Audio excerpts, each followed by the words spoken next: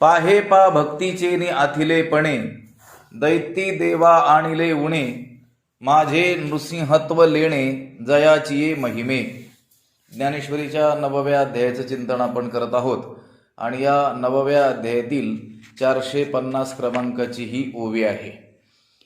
32 क्रमांकाचा जो श्लोक आहे, माम हि पार्थ व्यपाश्रित्य एपी स्यु पापयोनयः स्त्रियो वैश्यास तथा शूद्रास तेपी यान्ति परांगतिम, या श्लोकाचं विवरण ज्ञानोबराय करत आहे. भगवंत म्हणतात, अर्जुना, जे पाप योनीमध्ये जन्माला आलेले आहेत, तसेच जे स्त्रिया वैश्य शूद्र आहेत, ते देखील भक्तीद्वारे माझा आश्रय करून माझ्या मोक्षरूप उत्कृष्ट गतीला प्राप्त होतात. मग त्यांचं कुळ उत्तम नसलं तरी चालेल, अत्यंत ज्याला अंत्यज असं म्हणतात अशा यातीमध्ये त्यांचा जन्म झालेला असला तरी चालेल. वरी देहाचे नावे पशुचेही लाभो, आणि मनुष्यच देह त्यांना प्राप्त झालेला असला पाहिजे असं काही नाही. पशुदेहात जरी ते असले तरी देखील, पण माझ्याविषयी जर त्यांच्या अंतःकरणामध्ये काय असेल, दृढ भाव असेल, तर ते देखील उत्कृष्ट गतीला काय होतात, प्राप्त होतात. उदाहरणही सांगितलं होतं की त्या नकराने गजेंद्राला धरलं, त्यावेळेस मोठ्या काकुळतीनं त्यानं माझं स्मरण केलं आणि मग मी त्याच्याकरिता धावून आलो, आणि तो आता मला प्राप्त झाल्यामुळं त्याचा पशुपणा काय झाला, व्यर्थ झाला. कोणत्या कुळात कोणत्या ठिकाणी जन्म झाला याला काही महत्त्व नाही. भक्तीद्वारे भगवंताला ज्यावेळेस आपण प्राप्त करू, त्यावेळेस त्या जातीत जन्माला येणं ते काय ठरणार आहे, व्यर्थ ठरणार आहे. ते काही महत्त्वाचं असणार नाही. ज्यांची नावं घेणं सुद्धा निंद्य मानल्या जातं, अशा अत्यंत अधमातील अधम योनी, त्या अधमामध्ये देखील जे शेवटचे आहेत, अत्यंत निकृष्ट मानले गेलेले आहेत, त्या पापयोनीमध्ये जरी जन्माला आलेले असले आणि अत्यंत मूढ म्हणजे वेदशास्त्रात ध्येन शून्य असले, मूर्ख म्हणजे व्यवहार ज्ञान शून्य असले, अगदी दगडच जणू त्यांची बुद्धी दगडाची स्पर्धा करणारी असली, पण माझ्या ठिकाणी अत्यंत काया वाचा मनाने त्यांनी चित्त काय केलं, माझ्या ठिकाणी काय झाले, दृढ झाले आहेत, स्थिर झालेले आहेत. ज्यांच्या वाणीनं माझ्याच नाम गुण रूप याचं कीर्तन केलेलं आहे, ज्यांची दृष्टी माझंच रूप भोगते आहे, आणि ज्यांचं मन जे संकल्प करत आहे ते माझ्याच प्राप्तीचा संकल्प करत आहे. माझी कीर्ती श्रवण केल्या वाचून ज्यांचे कान रिकामेच नसतात आणि सर्वांगावरती ते भूषण म्हणून काय मिरवतात, तर माझी सेवा हेच मिरवत असतात. ज्यांचं ऐंद्रियिक ज्ञान, इंद्रियांच्याद्वारे ज्यांना होणारं ज्ञान, त्या इंद्रियांचा माझ्याशिवाय दुसरा विषय ते जाणत नाहीत, त्यांचं शास्त्रज्ञान मला एकालाच जाणतं. आणि असं जर प्राप्त होत असेल, अशा भक्तीचा लाभ होत असेल, तरच जगणं ज्यांना बरं वाटतं, नाहीतर मरण आलं तरी चालेल अशी ज्यांची धारणा असते.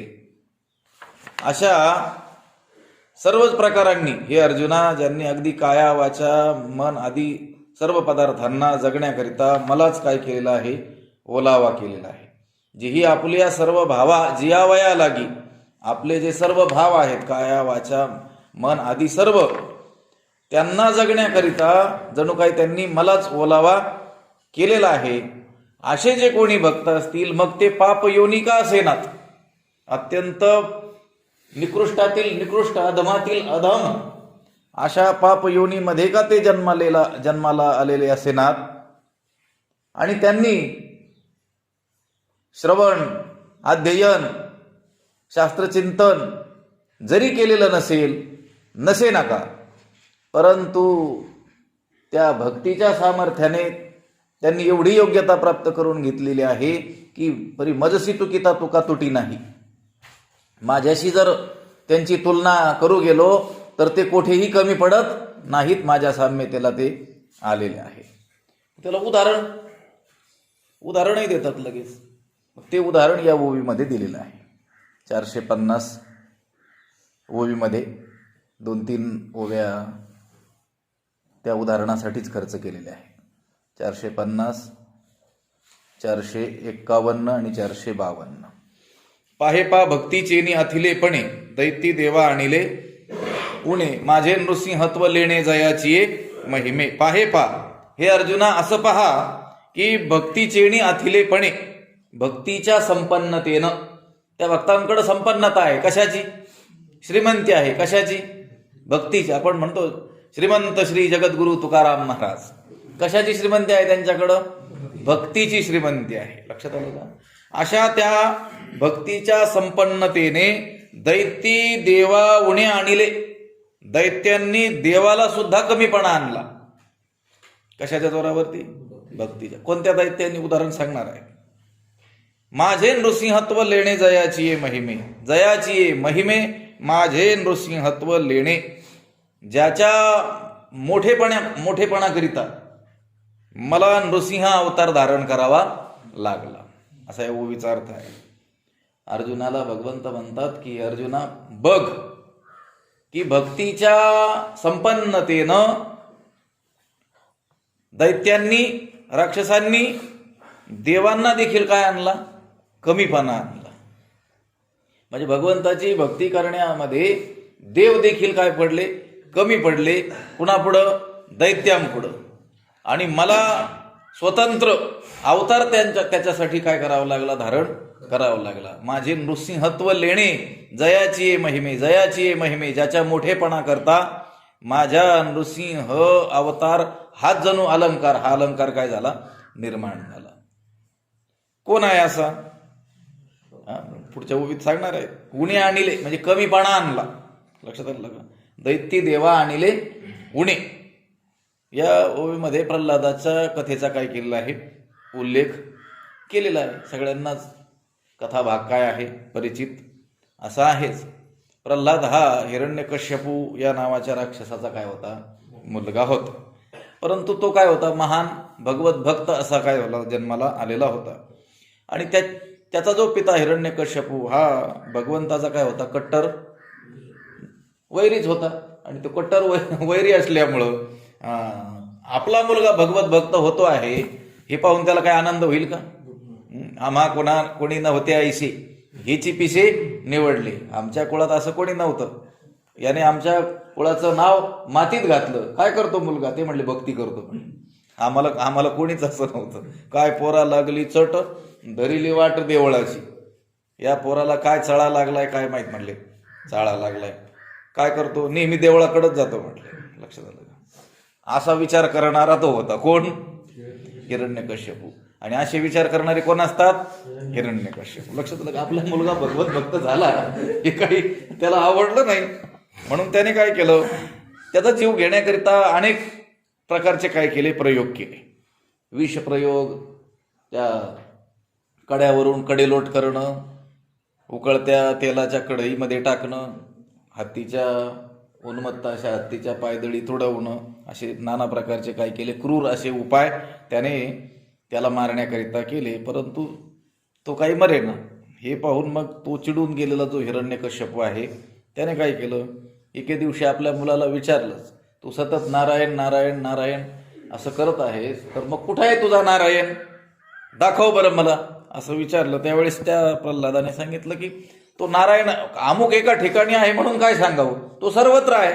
विठ्ठल जळी स्थळी भरला. तो नाही असं ठिकाणच नाही आहे. रिता ठाव नाही उरला. तो सर्वत्रच आहे. असं ह्याच ठिकाणी आहे म्हणून काय सांगू? आता त्याला ते हरिदर्शन सर्वत्र होत होतं. कोणाला? प्रल्हादाला. उच्च कोटीचा भगवत भक्त असल्यामुळं हरी कुठे नाही असं त्याला वाटतच नव्हतं. आता आहे हरी बाहेर, हरीने घरी कोंडिले. लक्षात आलं का? आताही त्याला हरिदर्शन, डोळे झाकले तर आतमध्ये हृदयात हरिदर्शन होत होतं, आणि डोळे उघडले तर सर्वत्रच हरिदर्शन. हरीच्या दासा हरिदाही दिशा. हरीचे जे दास असतात त्यांना दाही दिशेला कोण दिसत असतो? हरी दिसत असतो. त्याने सांगितलं, तुम्ही विचारता कुठे तुझा हरी, कुठे तुझा नारायण, तर तो नारायण अमुक एका ठिकाणी आहे म्हणून काय सांगावं? तो काय आहे? सर्वत्रच आहे. सर्वत्रच आहे. तर त्याच्या पुढं तो खांब होता मोठा. त्या इमारतीचा. त्या हिरण्यकश्यपूने विचारलं, या खांबात आहे का तुझा हरी? त्याने सांगितलं, हो ह्याच्यामध्येही आहे. आणि असं म्हटल्यानंतर त्याने काय केलं, त्यात खांबाचं दर्शन नाही घेतलं.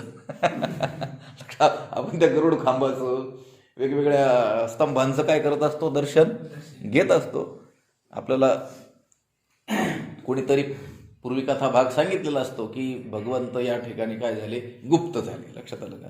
म्हणून आपण काय करतो, त्याचं दर्शन करतो. तसं त्या प्रल्हादाने त्या हिरण्यकश्यपूला सांगितलं, ह्या खांबामध्ये सुद्धा माझा हरी आहे. त्यावेळेस त्याने काही दर्शन नाही घेतलं. काय केलं, लाथ मारली. लक्षात आलं का?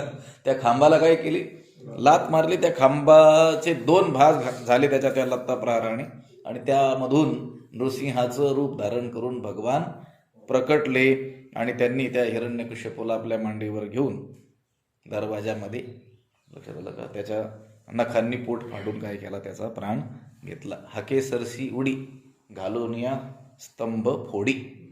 हाके सरसी, प्रल्हादाच्या हाकेला तो देव धावून आला. कारण त्या भक्ताचं बोलणं खोटं कसं काय करील भगवंत. त्या वडिलांनी विचारलं, या खांबात आहे का? त्याने सांगितलं, ह्या खांबात देखील आहे. मग भगवंताला त्या खांबातून बाहेर यावं लागलं. लक्षात आलं का? असा हा नृसिंह अवतार, असा हा नृसिंह अवतार रूपी लेणं अलंकार भगवंताला व्हावं लागलं. जयाची महिमे, ज्याच्या मोठेपणासाठी. कोणाच्या मोठेपणासाठी? नृसिंह अवतार हा भगवंताने धारण केला. कोणासाठी? प्रल्हादासाठी. प्रल्हादासाठीही, पण प्रल्हादाच्या भक्तीच्या संपन्नतेमुळं. लक्षात आलं का? प्रल्हाद हा भक्तीने एवढा संपन्न होता की त्याने आपल्या भक्तीनं, आपल्या भक्तीच्या संपन्नतेनं देवांनाही काय आणला, उणेपणा आणला. लक्षात आलं का? पाहेपा भक्तीचेनी आथिलेपणे दैती देवा आणले उणे. बर, कोणी देवाला उणेपणा आणला? दैती. त्याच कोणत्या कुळात त्याचा जन्म? आता उत्कृष्ट अशा ब्रह्मकुळात त्याचा जन्म आहे का? नाही. लक्षात आलं का? जसं नावे घेता ओखटी, आधमा सकल आधमाच्या शेवटी, अशाच दैत्य कुळामध्ये ज्याचा जन्म आहे, पण आपल्या भक्तीच्या सामर्थ्याने, भक्तीच्या संपन्नतेनं, भक्तीच्या श्रीमंती पुढं त्या दैत्य असलेल्या त्या प्रल्हादाने दैत्य असूनही देवांना देखील काय आणला, उणेपणा आणला. लक्षात आलं का? भक्तांची जी यादी सांगितलेली आहे, भगवत भक्तांची, महान भागवतांची, त्याच्यामध्ये प्रल्हादाचं नाव पहिल्यांदा आहे. प्रल्हाद नारद पराशर पुंडरीक व्यासांबरीश शुक शौनक भीष्मदाल्भ्यान रुक्मांगदार्जुन वसिष्ठ विभीषणादीन पुण्यानिमान परम भागवतान स्मरामी. परम भागवत, श्रेष्ठ असे भगवत भक्त, त्यांची जी यादी शास्त्रकारांनी सांगितली, त्याच्यात 1 नंबरचा भक्त कोण सांगितलाय? प्रल्हाद, मग नारद. लक्षात आलं का? मग पराशर, मग पुंडरीक. असा हा प्रल्हाद भक्तीनं एवढा संपन्न झाला की त्याच्या त्या भक्तीच्या श्रीमंतीनं देवाला देखील काय आणला, उणेपणा आणला. देव देखील भक्तीच्या बाबतीत दरिद्र दिसू लागले. लक्षात आलं का? मोठमोठे भगवत भक्त ज्यांची ख्याती होती की हे सगळ्यात मोठे भक्त आहेत, ते देखील त्या प्रल्हादाच्या भक्तीपुढं अगदी भिकारी दिसू लागले. लक्षात आलं का? आणि खरी गोष्ट आहे, मोठ्यांची भेट घेतली पाहिजे. आपल्याला घरी बसून वाटतं आपणच सगळ्यात मोठे भगवत भक्त आहोत. लक्षात आलं? पण ज्यावेळेस खूप मोठ्या लोकांशी भेट आपण करतो, खूप मोठे जे भक्त आहेत त्यांना जाऊन भेटतो, त्यावेळेस लक्षात येतं आपली भक्ती तर नगण्यच आहे. लक्षात आलं का? यांची अर्धा तासात जेवढी भक्ती होते तेवढी महिनाभरातही आपली होत नाही. हे कधी येतं लक्षात? ते भेटल्यानंतर लक्षात आलं. तसं या प्रल्हादाची एवढी भक्ती, त्या भक्तीची एवढी श्रीमंती, एवढी संपन्नता की त्या संपन्नतेनं त्या प्रल्हादाने देवांना देखील काय आणला, उणेपणा आणला.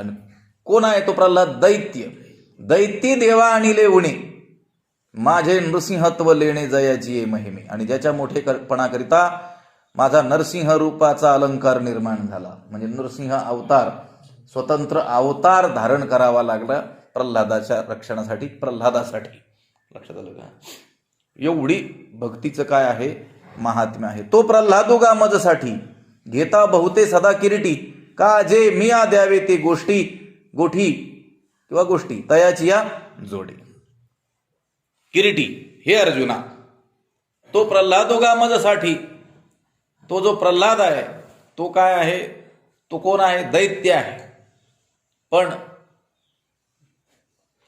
मजसाठी माझ्या बदलीत, लक्षात आलं का, माझ्या बदलीत, माझ्या ऐवजी बहुते सदा घेता म्हणजे पुष्कळांनी नेहमी घेता म्हणजे त्याची भक्ती केली.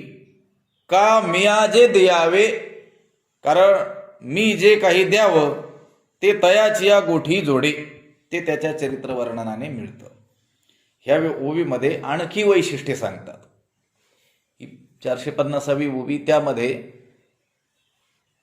प्रल्हादाने केलेली जी भक्ती आहे, त्या भक्तीची जी संपन्नता आहे, त्या संपन्नतेपुढं तो प्रल्हाद दैत्य असून देखील देवांना देखील काय आणलं त्याने, उनेपणा आणला. आणि माझा अवतार रूपी अलंकार ज्याच्याकरिता निर्माण झाला, ज्याच्या मोठेपणाकरिता निर्माण झाला, असा तो जो भक्त प्रल्हाद आहे, त्याचं आणखी काय वैशिष्ट्ये सांगतात. भक्तीनं त्यांच्यामध्ये आलेलं काय असं अलौकिक सामर्थ्य आहे, त्याचं वर्णन या ठिकाणी करतात. भगवंत आपल्याला भजनीय आहे, म्हणजे भजन करण्यास योग्य आहे. सेवनीय, सेव्य, भज्य कोण आहे, भगवंत आहे. कारण आपण शरणागता शरण्य मीची एकू, शरणागत जे आहेत, शरण जे जाणारे आहेत, त्यांना शरण जाण्याला योग्य ठिकाण कोण आहे, मीच आहे, असं परमात्म्याने सांगून ठेवले. असा जो भज्य सेव्य असलेला जो परमात्मा आहे, की ज्याची भक्ती केल्याने तो काय करणार आहे, आपल्याला सर्व काही प्रदान करणार आहे. इथं भगवंत सांगतात तो प्रल्हादुगा मदसाठी, हे अर्जुना, तो जो दैत्य असलेला प्रल्हाद, तो देखील मदसाठी म्हणजे माझ्या बदली जर तुम्ही त्याची सेवा केली. लक्षात आलं काय म्हणतोय भगवंत, मला तर तुम्ही शरण याच, शरण जाण्यास योग्य मीच आहे, माझंच काय करा, भजन करा, मत कर्म मत परमो, मलाच श्रेष्ठ माना, असं भगवंताने सांगितलेलं आहे की नाही, सांगितलं. पण भगवंताला श्रेष्ठ मानल्याने, भगवंताचं भजन केल्याने, भगवंताची सेवा केल्याने, भगवंताला शरण गेल्याने जे काही मिळणार आहे, भगवंत सांगतात माझ्या बदली त्याची सेवा केल्यानेही तुम्हाला तेच मिळणार आहे. लक्षात आलं का. आता तो भगवंताच्या साम्यतेला गेलेला आहे, म्हणून भगवंत या ठिकाणी सांगतात तो प्रल्हादुगा मजसाठी घेता. लक्षात आलं का. तो जो प्रल्हाद आहे त्याचीच अत्यंत आदराने, पुष्कळ आदराने माझ्या बदली त्यालाच तुम्ही सर्व काळ सेव्य म्हणून जर स्वीकारलं, तर का जे मिया द्यावे, जे मी तुम्हाला द्यावं ते गोष्टी, त्या सर्व गोष्टी तयाची या जोडे, त्याच्या सेवेनं काय होणार, तुम्हाला प्राप्त होणार. लक्षात आलं का. देवते संत, देवते संत निमित्त त्या प्रतिमा. लक्षात आलं का. भगवंताला शरण गेल्याने जे होणार आहे तेच संतांना शरण गेल्याने होणार आहे. लक्षात आहे. मी कुठंतरी एकदा सांगितलं होतं, मुकम करोति वाचालम पंगुम लंघयति गिरीम यत्कृपातमहम वंदे परमानंद माधवम. यामध्ये भगवंताच्या अलौकिक सामर्थ्याचं काय केलेलं आहे, वर्णन केलेलं आहे. हे असंच वर्णन अगदी संतांच्या ठिकाणीही काय होतं, तंतोतंत जुळतं.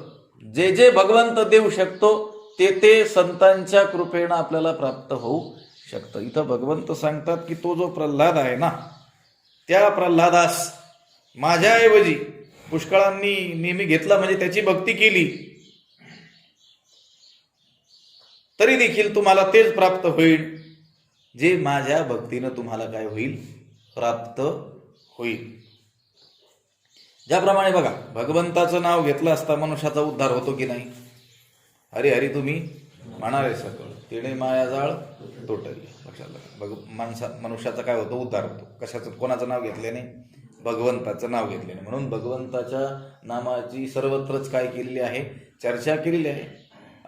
वेदे रामायणे चैव पुराणे भारते तथा आदौ मध्ये तथा चांते हरी सर्वत्र गीयते. सर्वत्रच हरीचं काय केलेलं आहे, गुणगान वर्णन केलेलं आहे. चौवेदिदान साईशास्त्री 18ही पुराणे हरीशी गाती. हरीशी गाती म्हणजे हरीचा महिमा गातात, हरीच्या नामाचं महिमा आपल्याला सांगतात. मग भगवंताचं नाव घेतलं असता ज्याप्रमाणे मनुष्याचा काय होतो, उद्धार होतो, त्याप्रमाणे भक्तांचं नाव घेतल्यानेही मनुष्याचा काय होतो, उद्धार होतो. पुण्यवंत भावे घेता सज्जनाची नावे. आपल्या वारकरी संप्रदायाच्या प्रचार प्रणालीची जी रचना आहे ती अत्यंत सुव्यवस्थित अशी असलेली आपल्याला आढळून येते. कीर्तनाचा आरंभी आपण काय करतो, रामकृष्ण हरी या नावाने काय करतो, सुरुवात करतो. कीर्तनकार करतो, रूपाचं काय करतो, अभंग घेतो. नंतर पुन्हा रामकृष्ण हरी भजन करतो. पुन्हा जो अभंग सेवेकरिता घ्यायचा आहे तो अभंग घेतो. आणि मग काय करतो, विठोबा रुक्माई भजन करतो. मध्ये मध्ये विठ्ठल विठ्ठल भजन करतो. पुन्हा शेवटी कोणतं भजन होतं, ज्ञानेश्वर माऊली. लक्षात आलं का? म्हणजे भगवंताच्या नामालाही तेवढंच प्राधान्य आणि संतांच्या नामालाही तेवढंच फेरा. ज्ञानदेव ज्ञानदेव म्हणता ज्ञानदेव देतो देतो. लक्षात आलं का? वासुदेवाची होतो अखंड वदनी वदे तो. आणि ज्ञानदेव म्हणता माया गेली समूळ विलया. तुकाराम तुकाराम नाम घेता कापे यम. धन्य तुकोबा समर्थ. म्हणजे भगवंताच्या भक्तीनं, भगवंताच्या नामानं, भगवंताच्या कथा केल्याने, भगवंताचं चरित्र श्रवण केल्याने, लीला गुण वर्णन केल्याने जो लाभ होतो तोच लाभ संतांचं नाम घेतल्याने, भक्तांच्या कथा ऐकल्याने, भक्तांच्या लीला चरित्राचं वर्णन तेही प्राणापरवते. आवडती मज निरुते. जे भक्त चरित्रा ते प्रशंसिती. भगवंताने 12व्या अध्यायात येईल वर्णन. भक्तियोग म्हणून स्वतंत्र अध्याय तो आहे. तेही प्राणापरवते. भगवंत म्हणतात ते सुद्धा मला प्राणापेक्षा आवडतात. लक्षात आलं? आवडती मज निरुते. खरोखर मला आवडतात प्राणापेक्षा देखील. कोण? जे भक्त चरित्रा ते प्रशंसिती. भक्त आवडतात असं नाही, भक्ताच्या चरित्राची जे प्रशंसा करतात. लक्षात आलं का? आपल्यासारखी सामान्य लोक जे तुकोबाराय ज्ञानोबारायांसारख्या महान भगवत भक्तांच्या चरित्राची काय करतात, प्रशंसा करतात. त्यांचं चरित्र उच्चारतात, त्यांचं चरित्र ऐकतात श्रद्धेनं. ते देखील भगवंत म्हणतोय मला प्राणापेक्षा खरोखर आवडतात. तेच या ठिकाणी सांगितलेलं आहे की तो प्रल्हादोगा मजसाठी घेता बहुते सदा किरीटी. का जे मिया द्यावे ते गोष्टी तयाची या जोडे. जे भगवंताकडून आपल्याला अपेक्षित आहे तेच भक्तांची भक्ती केल्यानेही आपल्याला काय होणार आहे, प्राप्त होणार आहे. म्हणून मज दास करी त्यांचा, संत दासांच्या दास.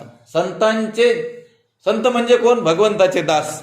अशा संतांच्या दासांचा दास मला कर. असं तुमची दासीचा दास करून ठेवा. तुमचं दास्यत्व करणारी जी दासी आहे, दास आहे, त्यांचा दास मला करून ठेवा. लक्षात आलं का? कारण भगवंताच्या भक्तीनं जो लाभ होणार आहे तोच त्यांच्या दासांच्या भक्तीनं, तोच त्यांच्या दासांच्या सेवेनं, तोच त्यांच्या दासांच्या सेवेनंही आपल्याला लाभ होणार आहे. म्हणून ते एक भक्त तर म्हणतो त्वद भृत्य भृत्य परिचारक भृत्य भृत्य भृत्यस्य भृत्य इति माम स्मर लोकनाथ. हे जगाच्या नाथा, हे जगन्नायका, मला तू असं करून ठेवलंस तरी मी त्यामध्ये काय मानील, धन्यता मानील. तुझा जो भृत्य म्हणजे सेवक, त्याचा जो भृत्य म्हणजे सेवक, त्याचा जो परिचारक म्हणजे सेवक, त्वद भृत्य भृत्य परिचारक भृत्य भृत्य भृत्यस्य भृत्य. लक्षात आलं का? म्हणजे तू हे बघा, तुझा जो दास, त्याचा जो दास, त्याचा जो दास, त्याचा जो दास, त्याचा जो दास, त्याचा जो दास, त्याचा जो दास आहे त्याचा दास मला करून ठेव. लक्षात आलं का? कारण भक्ताला माहित आहे की भगवंताच्या भक्तीनं जो लाभ होणार आहे तोच त्याच्या भक्ताच्या भक्तीनंही लाभ होणार आहे. तो प्रल्हादोगा मजसाठी घेता बहुते सदा किरीटी. काजे मिया द्यावे ते गोष्टी तयाची या जोडे. ते सर्व त्याची सेवा केल्याने किंवा त्याच्या कथा ऐकल्याने आपल्याला काय होणार आहे, प्राप्त होणार आहे. तुका म्हणे देवा आणि त्यांची केली पावे सेवा. देवाला ती प्राप्त होते, त्यांची सेवा केली. कुणाची? त्यांची म्हणजे भगवंताच्या भक्ताची, भगवंताच्या सेवकाची सेवा केल्याने ती कुणाला पोहोचते? भगवंताला पोहोचत असते. लक्षात आलं? एवढा महिमा या भक्तीच्या द्वारे त्या प्रल्हादाला काय झाला? प्राप्त झाला. विचार केला असता त्या प्रल्हादाचं कुळ काय आहे? दैत्य कुळ. लक्षात आलं का? एरवी दैत्य कुळ साचो कारे, परी इंद्र ही सरी न लाहे उपरे, म्हणून भक्तिगा एथ सरे जाती अप्रमाण. एरवी तसा जर आपण विचार केला प्रल्हादाच्या बाबतीमध्ये, तर त्याचं कुळ काय आहे? दैत्य कुळ साचो कारे. खरोखर त्याचं कुळ कोणतं आहे? दैत्य कुळ आहे, दैत्य वंशातील तो आहे. परंतु श्रेष्ठपणाचा जर विचार केला, परी इंद्र ही सरी न लाहे उपरे, परी इंद्र ही उपरे सरी न लाहे, परंतु इंद्र ही श्रेष्ठपणामध्ये त्याची बरोबरी करू शकत नाही. कोणाची? प्रल्हादाची. कोण प्रल्हाद? कोणत्या कुळातील? दैत्य कुळ. विचार केला तर त्याचं कुळ कोणतं आहे?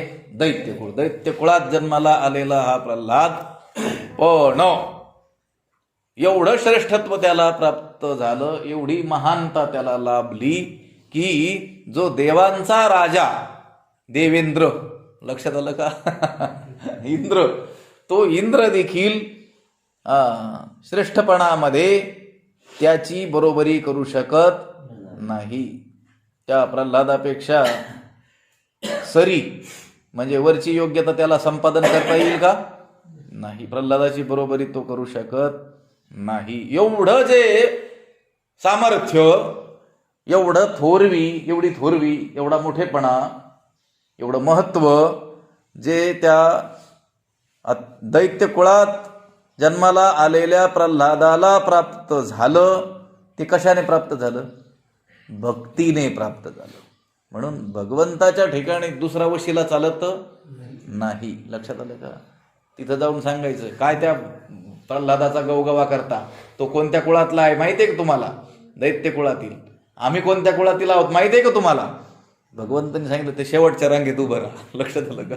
इथं तुझं प्रमाणपत्र चालणार नाही. तू भक्ती केलीस का, तर मग तुला पुढच्या रांगेमध्ये घेण्यात येईल. एथ म्हणून भक्तिगा एथ सरे जाती अप्रमाण. म्हणून ह्याविषयी भक्तीच प्रमाण आहे, जाती काय आहे? अप्रमाण आहे. त्या जातीचं वरती उच्च नीचपणा, श्रेष्ठ कनिष्ठत्व, मान सन्मान कुठं प्राप्त होईल? तिकडं भूतलावर प्राप्त होईल. लक्षात आलं का? जगामध्ये की हे आमक्या जातीचे आहेत म्हणून मग इथं या, दुसऱ्या जातीचे असतील तर यायचं नाही. तिथं प्रवेश करायला प्रमाण एकच, काय? जात. हे तिथं चालेल, पण भगवंताच्या ठिकाणी जाती अप्रमाण. जात काय आहे? अप्रमाण आहे. लक्षात आलं का? आता काय झालंय? जाती जातीतील जे अंतर आहे, उच्च नीचतेच्या ज्या कल्पना आहेत, त्याच्यासाठी तर संतांनी आयुष्यभर काय केलेले आढळून येतात? प्रयत्न केलेले आढळून येतात. जाती बिमोड करण्यासाठी नाही, जाती उच्छेदनासाठी नाही. लक्षात आलं का? जातीतील उच्च नीचतेची संकल्पना दूर करण्याकरिता संतांनी प्रयत्न केले. लक्षात आलं का? जाती मोडण्यासाठी जर प्रयत्न केले असते तर केव्हाच्या मोडून टाकले असते. तेवढं सामर्थ्य त्यांच्यामध्ये होतं. लक्षात आलं का? तरी जाती न नाशे, जाती नाशल्या जाऊ शकत नाही, ती असावीच लागणार आहे.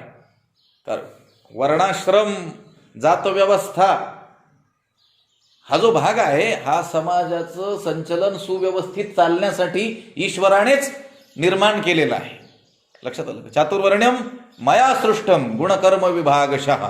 भगवंताने सांगितलं हे चातुर्वर्ण्य मया सृष्टम, माझ्याकडून निर्मिल्या गेलेलं आहे गुणकर्मानुसार. लक्षात आलं का? आणि या चातुर्वर्ण्यामध्ये देखील असलेल्या जाती, पोटजाती, उपजाती या देखील ज्या निर्माण झालेल्या आहेत, त्या आपल्या गुणकर्मानुसारच तो भगवंताने केलेला काय आहे? विभाग आहे. त्यामुळे या जगाचं संचलन व्यवस्थितरित्या चालतं. कामाची ती वाटणी आहे. लक्षात, एका कुटुंबातील जे अनेक सदस्य असतात ते देखील एकच एक काम सगळेजण नाही करत. लक्षात आलं का? स्वयंपाकाचं काम स्त्रिया करतील, कष्टाचं काही काम असेल ते बलवान असलेले त्या कुटुंबातील पुरुष करतील, काही व्यवहाराचं काम असेल तर त्या कुटुंबातील बुद्धिवान असलेले जे लोक ते करतील. अशी कामाची विभागणी एका घरामध्ये देखील आढळून येते. तर मग हे संपूर्ण जग चालवायचं म्हटल्याने ती विभागणी करावीच लागणार आहे. म्हणून ती भगवत निर्मित व्यवस्था आहे, ती दूर करण्याचा संतांनी प्रयत्न केला नाही. लक्षात आलं का? आणि जातीच्या आधारे काही मानमान्यता देखील त्यांनी स्वीकारल्या नाहीत. कोणी एखादा भगवत भक्त हीन कुळात जन्माला आलेला असल्यामुळं त्याला मान द्यायचा नाही, असंही काही आढळून आलं नाही. लक्षात आलं का? तुम्ही आपल्या केवळ वारकरी संप्रदायाचाच विचार करा. त्या संप्रदायामध्ये एक कथा भाग जो येतो सगळ्यांना ठाऊक असलेला, आपल्याला कथा भागाकडे जायचं नाही. त्यातून मला एक गोष्ट महत्वाची दाखवून द्यायची आहे. संतांची सभा भरली त्यावेळेस कोण संत कच्चा आणि कोण पक्का हे पाहण्याचं काम कोणाकडं दिलं होतं? गोरोबा काकांकडं. गोरोबा काका कोणत्या कुळातले होते? कुंभार समाजातले.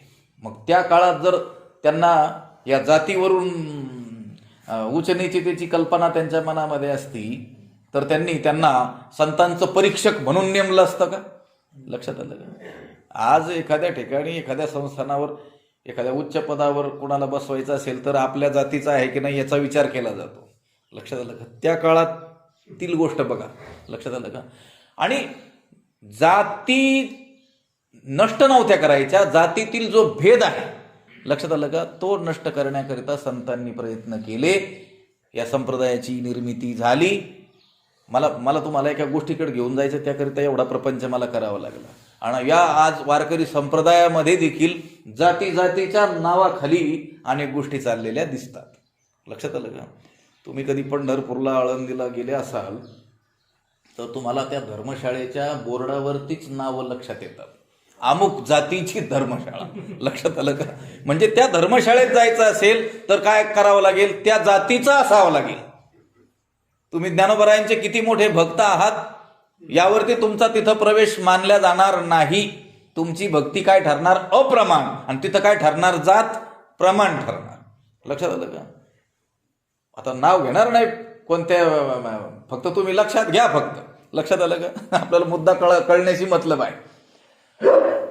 ज्या संतांनी यारे यारे लहान थोर याती भलती नारी नर करावा विचार न लगे चिंता कवणासी असं सांगितलं, तिथंच येऊन संतांच्या हाकेला ओ देऊन आले आणि इथं पुन्हा काय केलं? आमच्या जाती ही येड्या जातीची. लक्षात आलं का?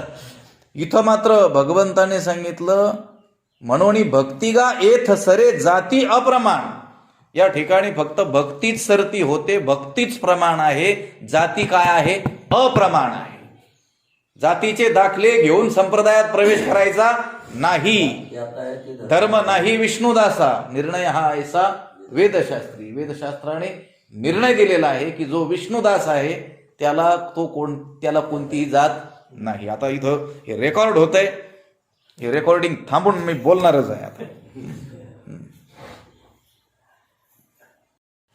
म्हणोनी भक्तिगा एथ सरे जाती अप्रमाण.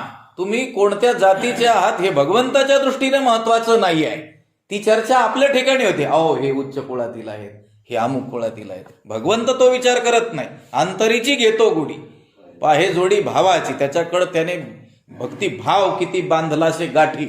लक्षात आलं का? त्याने आपल्या गाठीशी भक्तिभाव किती संपादन केलेलं आहे. भक्तिभावाने तो किती संपन्न आहे एवढंच कोण पाहतं? फक्त भगवंत पाहतो. बाकीचं जाती त्याच्या ठिकाणी काय आहे? अप्रमाण आहे. इरवी दैत्यकुळ साचोकारे परी इंद्र ही सरी न लाहे उपरे म्हणोनी भक्तिगा एथ सरे जाती अप्रमाण. उदाहरण दिलंय पुढं. राजाज्ञेचे अक्षरे आहाती ती चामा एका जया पडती तया चामासाठी जोडती सकळ वस्तू. राजाज्ञेची अक्षरे आहाती. राजाच्या आज्ञेची अक्षरे एका चामा म्हणजे कातड्यावरी जरी काय केली, शिक्क्याच्या रूपात ठसवली गेली, जया पडती. तया चामासाठी त्या कातड्याच्या बदल्यात सकळ वस्तू जोडती. बाजारातील सगळ्या वस्तू आपल्याला आणता येतात. लक्षात आलं का? शिवाजी महाराज. हा, शिवराई, त्या त्या काळचे नाणे, त्या त्या राजाच्या चलनातील. मग काही धातूंचे असायचे, आता कशाचे आहेत? कागदाचे. नोटा कशाच्या आहेत? कागदच आहे ना. तो जरा वेगळ्या प्रकारचा कागद असेल, पण काय आहे? कागद. आणि त्या कागदावरती 500 चालू आहेत, 500 आहे ना, 2000, 100 असं लिहिलेलं असतं. असतो काय? तो कागदच. आणि तो कागद आपण दुकानात दिला की आपल्याला त्याच्या बदल्यात काय मिळतात? म्हणजे पिशवीभर काय मिळतात? वस्तू मिळतात. 2000ची आपण नोट दिली तर. एकाने असा विचार केला की एका माणसाने त्या दुकानदाराला फक्त रंगीत कागद दिला आणि त्याने त्याला सामानच दिलं. आपल्याकडे तर कितीतरी रंगीत कागद आहेत म्हणले. आलाच एक गठ्ठा घेऊन. लक्षात आलं. आणि त्याने गठ्ठा घेऊन येताना मालोराम भाऊ महाराजांनी सांगितलं होतं, तो म्हटला त्याने एका कागदाच्या बदलीत एक मोठी पिशवी जर बाजार सामान त्याने घेतलं असेल, आपल्या घरी तर कितीतरी कागद पडलेत म्हणे. आणि त्याच्या घरी काय होते, इथे झिरमाळ्या चिटकावतात ना, त्याच्या कागदाचे गठ्ठे पडलेले होते, त्याच्या मुलाने कशाला आणलेले. तो घेऊन आला आणि आता ट्रक घेऊन आला मोकळी. कशाला? सामान न्यायला. त्याला वाटलं जर एका कागदाच्या बदल्यात पिशवीभर भेटतं तर एवढ्या गठ्ठ्यात एक ट्रक, एका ट्रकीत नाही बसलं तर 2 खेपा करू म्हणे. लक्षात आलं का? आलं आणि त्याने ते दुकानदारापुढं मांडलं. दुकानदारापुढं मांडलं, ट्रकही दारात लावला. त्या दुकानदाराने त्याचं वजन केलं आणि 20 रुपये दिले त्याला. लक्षात आलं? रद्दीच्या बदल्यात. किंवा 2 बिस्किट पुढे दिले म्हणा. लक्षात आलं का? तो म्हटला, हो त्याने एक कागद दिला, त्याला एक पिशवीभर सामान दिलं, आणि हे मी डोक्यावर एवढं ओझं किंवा एक 10-5 किलोचं घेऊन आलोय ओझं, आणि तुम्ही याच्या बदल्यात 20 रुपये मला देतात, किंवा हे 2च पुढे मला दिले. त्याने सांगितलं तोही कागद होता, हाही कागद आहे. तोही चांगला कागद होता, हाही चांगला कागद आहे. पण त्याच्यावरती काय होतं? राजाची सही होती. मैं धारक को 2000 रुपये देने का वचन देता हूं. लक्षात आलं का? म्हणून त्या कागदाच्या बदल्यात 2000च्या वस्तू मिळतात. 100चं असलं तर मैं धारक को 100 रुपये देने का वचन देता हूं. त्या गव्हर्नरची काय असते? सही. म्हणजे काय असतो? शिक्का असतो. लक्षात आलं का? राजाज्ञेचे अक्षरे आहाती. राजाच्या आज्ञेची जर अक्षरे असतील, ती चामा एका जया पडती. ज्या वेळेस ती एखाद्या कातड्यावरती ठसविली जाते.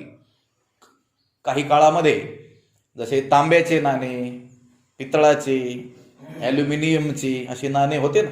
लक्षात आलं का? एखादा काळ असा असावा की ज्या वेळेस कातड्याचे नाणे असतील. लक्षात आलं का? चामडं, आणि त्या चामड्यावरती त्या राजाची मुद्रा, शिक्का असा उमटवला गेला असेल, आणि त्याच्या बदल्यात मग व्यवहार होत असेल, तर ती काय आहे? कातड. त्याची काय किंमत बरं त्या कातडीची? जसं 2000ची नोट, तिचा कागद, त्याची काय किंमत आहे? त्याच्यावर जर सही नसेल तर. त्या खाऊच्या पुढ्यात येतात ना नकली नोटा. लक्षात आलं? 1 रुपया तरी त्याची किंमत भरेल का? नाही भरणार. पण त्याच्यावरती ज्यावेळेस गव्हर्नरची सही असेल त्यावेळेस तिची 2000 रुपये किंमत होती त्या कागदाची. तसंच राजाज्ञेची अक्षरे आहाती, तिये चामा एका जया पडती, आणि तया चामासाठी जोडती सकळ वस्तू. आणि त्या चामड्याच्या बदल्यात, ज्या चामड्यावरती राजाच्या आज्ञेची अक्षरे आहेत, त्या बदल्यामध्ये सर्व प्रकारच्या वस्तू बाजारातून आपल्याला मिळतात. वाचोनी सोने रुपये प्रमाण नव्हे. इथे राजाज्ञेची समर्थ आहे, तिची चाम एक जैल आहे, तेणे विकती आघवी. त्या ओवीला जोडून उभी आहे. वाचोनी, त्या राजाच्या शिक्क्या वाचून तुमचं सोनं आणि रूप म्हणजे चांदी देखील प्रमाण नाही कुठं? बाजारामध्ये. लक्षात आलं का? आता चोर बाजारच झालेले असल्यामुळं वेगळी गोष्ट आहे, पण तो सोन्याच्या चांदीचा व्यापार करणारा तो देखील ते सोनं राजाच्या आज्ञेची अक्षर असल्याशिवाय विकत घेऊ शकत नव्हता. त्या काळची गोष्ट चाललेली. लक्षात आलं का? आणलंय सोनं, तो म्हणतो किलोभर सोनं आहे माझ्याकडे. तो म्हटलं ते सोनं आहे का चांदी आहे ते मला माहित नाही. तुझ्याकडे कातडं असलं तरी चालेल, पण त्याच्यावर काय पाहिजे? शिक्का पाहिजे. वाचोनी सोने रुपये प्रमाण नव्हे. त्या शिक्क्या वाचून, राजाच्या सही वाचून, सोनं असो का रूप असो त्याला मान्यता नाही आहे. येथे राजाज्ञाची समर्थ आहे. तिथं समर्थ कोण आहे? राजाची आज्ञा. आणि ती राजा आज्ञा चांबड्यावरती जरी असली त्याची चाम एक जैल आहे, तेणे विकती आघवी. आणि ते चामडा जरी असलं त्याच्यावरती राजाचा शिक्का असला तर तेच काय आहे? प्रबळ आहे. आणि ते शिक्का असलेलं कातडं ज्यावेळेस प्राप्त होतं त्या योगाने सर्व काही विकलं जातं किंवा घेतलं जातं. लक्षात आलं? उदाहरण कशासाठी दिलं? उंच जातीतील किंवा नीच जातीतील. भगवंताच्या दृष्टीनं ते महत्वाचं नाही. लक्षात आलं का? व्यवहारात जसं राजाची आज्ञा, राजाचा शिक्का महत्वाचा आहे. तुमचे कागद महत्वाचे आहेत का? तो म्हटलं नोटाच्या कागदापेक्षा भारी कागद आणले म्हणले, तरी ते कागद महत्वाचे नाही. काय महत्वाचं आहे? शिक्का. राजाची आज्ञा महत्वाची आहे. लक्षात आलं का? त्याप्रमाणे उच्च जातीतील असो किंवा नीच कुळातील असो, ते भगवंताच्या दृष्टीनं महत्वाचं नाही. त्याच्यामध्ये भक्तीचं बळ आहे की नाही, भक्तीचं सामर्थ्य आहे की नाही, त्याने भगवत भक्ती केलेली आहे की नाही, भगवंताविषयी प्रेम आहे की नाही, श्रद्धा आहे की नाही, ही गोष्ट काय आहे? महत्वाची आहे. तैसे म्हणजे ह्या दोन उदाहरणामध्ये, या दोन ओव्यातील जे एक उदाहरण दिलेलं आहे, राजाच्या आज्ञेच्या अक्षर जी आहेत त्यालाच काय आहे? महत्व आहे. वाचोनी सोने रुपये प्रमाण नव्हे. ती शिक्का नसेल तर तुमचं सोनं चांदी हे याला प्रामाण्य नाही. तैसे अगदी त्याचप्रमाणे उत्तमत्व तैची तरे, तैची सर्वज्ञता सरे, जय मनोबुद्धी भरे माझेनी प्रेमे. तैसे उत्तमत्व तैची तरे. त्याप्रमाणे कुळजातीचा उत्तमपणा जो आहे ना, तो त्याच वेळेस भवसागरातून तरुण जाईल. तैची सर्वज्ञता सरे, त्याची जी सर्वज्ञता आहे, विद्वत्ता जी आहे, त्याच वेळेस मान्य केली जाईल. कधी? जय मनोबुद्धी भरे माझेनी प्रेमे. जय माझेनी प्रेमे मनोबुद्धी भरे, जेव्हा त्याची मन आणि बुद्धी माझ्या प्रेमाने भरून जातील. लक्षात आलं का? नाहीतर मग तो उच्च कुळातील आहे का किती विद्वत्ता त्याने संपादन केलेले आहे, त्याला महत्व नाही. त्याला महत्व किंवा त्याला त्या उत्तम कुळात जन्माला येऊन धन्यता आणि त्याच्या त्या विद्वत्तेचं साफल्य कधी होईल? जय मनोबुद्धी भरे माझेनी प्रेमे. लक्षात आलं का? उच्च कुळातील त्याचा जन्म देखील केवळ जन्म घेऊन तो धन्य झालेला नाही. त्याला धन्यता मानता येईल कधी? जय मनोबुद्धी भरे माझेनी प्रेमे. त्याचं मन आणि बुद्धी माझ्या प्रेमाने जर भरून जाईल तर. म्हणून केवळ एखादा उच्च कुळात जन्माला आलेला आहे म्हणून त्याला श्रेष्ठ मानण्यात काही अर्थ नाही. आणि भगवंत तसं मानतही नाही. तो त्याची मन आणि बुद्धीमध्ये भगवंताविषयी प्रेम आहे की नाही, भरून गेलेला आहे की नाही, एवढंच पाहतो. विद्वान सर्वत्र पूज्यते आहे ना. स्वदेशे पूज्यते राजा, विद्वान सर्वत्र पूज्यते. राजाची फक्त आपल्या प्रांतातच पूजा होते, पण विद्वानाची पूजा सर्वत्र होते असं सांगितलेलं आहे. असा प्रकांड विद्वान जरी असला, पण त्याची विद्वत्ता त्यावेळेस सफल होईल ज्यावेळेस जय मनबुद्धी भरे माझेनी प्रेमे. लक्षात? भक्ती प्रेमावीण ज्ञान नको देवा. देव जरी ज्ञान द्यायला लागला ना, त्याला सांगायचं भक्ती आणि प्रेमाने युक्त असेल तर ते ज्ञान दे. कोरडं ब्रह्मज्ञान आम्हाला नको. लक्षात आलं का? उगा वटवट मंडुकी वटवट तैसे ते का. नुसतीच मी काय करील? बडबड करील. या ग्रंथात असं सांगितलंय, त्या ग्रंथात असं सांगितलंय, आणि मनामध्ये मात्र ते कोरडाच राहील. भगवंताच्या विषयी काही प्रेमच नाही. कधी नेत्रातून त्याचे अश्रू आलेच नाही, कधी कळवळा त्याला उपजलाच नाही, तर मग त्या ज्ञानाचाही उपयोग नाही. ज्ञानाचा उपयोग आहे कधी? जर भक्ती प्रेमाने युक्त ते ज्ञान असेल तर. आपले संत काय ज्ञानी नव्हते का? आता ही ज्ञानेश्वरी आहे. एका एका अक्षराचा विचार करायला आयुष्य घालावं लागेल, एवढं ज्ञान याच्या एका ठिकाणी आणून ठेवलेलं आहे. पण ते ज्ञानी असूनही कसे होते? मोठे भगवत माझे जीवीची आवडी पंढरपुरा नेई न गुढी. लक्षात आलं का? ते तर पांडुरंग स्वरूप स्वतःच होऊन गेलेले होते, पण ज्ञान गिळूनी गावा गोविंदोगा. ज्ञान प्राप्त केलं, त्या ज्ञानाचा अहंकार ठेवला नाही, आणि मग काय केलं? भगवंताची भक्ती केली. तैसे उत्तमत्व तैची तरे, तैची सर्वज्ञता सरे, जय मनबुद्धी भरे माझेनी प्रेमे. मनोनी कुळजाती वर्ण हे आघवेची गा अकारण, येथ अर्जुना माझे पण सार्थक एक. एवढी ओवी बघू. मनोनी कुळ जाती वर्ण हे आघवेची गा अकारण, येथ अर्जुना माझे पण सार्थक एक. अर्जुना हे मनोनी अर्जुना, म्हणून अर्जुना, हे सगळं असं आहे. कसं? त्याच्या उत्तम कुळातील जन्म जो आहे, त्याचा जो उत्तमपणा आहे, कुळजातीचा जो उत्तमपणा आहे, तो त्याच वेळेस तरे, म्हणजे त्याच वेळेस भवसागरातून तो तरेल, आणि त्याची विद्वत्ता त्याच वेळेस भगवंताला मान्य होईल की ज्या वेळेस मन आणि बुद्धी माझ्या प्रेमाने काय होतील, भरून जातील. हे असं आहे म्हणून अर्जुना कुळ जाती वर्ण हे आगवेची गा अकारण. मनोनी गा अर्जुना, मनोनी हे अर्जुना, कुळ जात आणि वर्ण हे सर्वच माझ्या प्राप्तीची कारण नाहीत. अमुक कुळात जन्माला आलं म्हणून त्याला लवकर भगवंताची प्राप्ती होईल, किंवा अमुक जातीतील अमुक वर्णातील तो जन्माला आलेला असल्यामुळं लवकर भगवंतापर्यंत जाईल, असं काही नाही. तिथं काही वशिला ओळख पाळख काही चालत नाही. म्हणून गा अर्जुना, म्हणून हे अर्जुना, कुळ जाती वर्ण हे सर्वच माझ्या प्राप्तीची कारण नाहीत, ते अन्यथा सिद्ध आहेत. लक्षात आलं का? अन्यथा सिद्ध सांगितलं होतं कधी विचारसागरामध्ये? अन्यथा सिद्ध कशाला म्हणतात माहिती का? असलं तर असलं, नसलं तर, जे असल्यानेही काम चालतं नसल्यानेही काम चालतात त्यांना काय म्हणायचं? अन्यथा सिद्ध. लक्षात आलं का? कुंभार घट म्हणजे गाडगे तयार करतो, त्याच्यासाठी त्याला काय लागतं? मृत्तिका, चक्र, दंड चक्र, कुलाल हे सगळं लागतं. लक्षात आलं का? माती लागते, पाणी लागतं, त्याचं चाक लागतं, ते फिरवायला दंड लागतो, आणि कुंभार स्वतः लागतो. लक्षात आलं? काय होतो? घट तयार होतो. तुम्ही म्हटले गाढवही लागतं ना माती आणायला. लक्षात आलं का? आपण नसलं तरी चालतं, तो डोक्यावर आणू शकतो, बैलावर आणू शकतो, आता ट्रॅक्टरने आणू शकतो. लक्षात आलं? गाढव काय आहे? असलं तरी चालतं आणि नसलं तरी त्याला म्हणतात अन्यथा सिद्ध. लक्षात आलं का? म्हणजे ज्याच्या असण्यानेही कामामध्ये तो सहभागी होऊ शकतो आणि नसल्यानेही काही अडत नाही. अशी खूप जगात सिद्ध फार कमी आहेत, पण अन्यथा सिद्ध खूप आहेत. लक्षात आलं का? आणि इथं भगवंताने सांगितलं, हे अर्जुना, हे कुळ जाती वर्ण हे सर्व काय आहेत? अन्यथा सिद्ध आहेत. तुम्ही ब्राह्मणाच्या पोटी जन्माला आलेले असला तरी चालतात, नसले तरी चालतात. लक्षात आलं का?